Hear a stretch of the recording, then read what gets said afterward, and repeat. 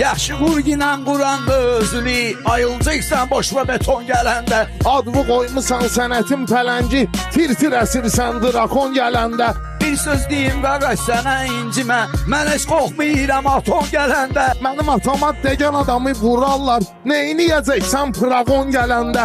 O vaxt biz də qardaş adam vurmuşuq, nə olacaq 5-10 ilə kalon gələndə. O vaxt başa düşməmsən günahvı, başa düşərsən ömrü və son gələndə. Yazılana pozu yoxdur, neyniyəcəksən, neyniyəcəksən 9-10 gələndə. Ay ağa bu meşədə aram mən hara, seç maşınımı kənara vagon gələndə. Meşədi baba sözlə xalqa aş verir, lezzət eləmir bu makaron gələndə. O gün bir sünnət toyunda uşaqlar sənə baxıb gülürdü klon gələndə.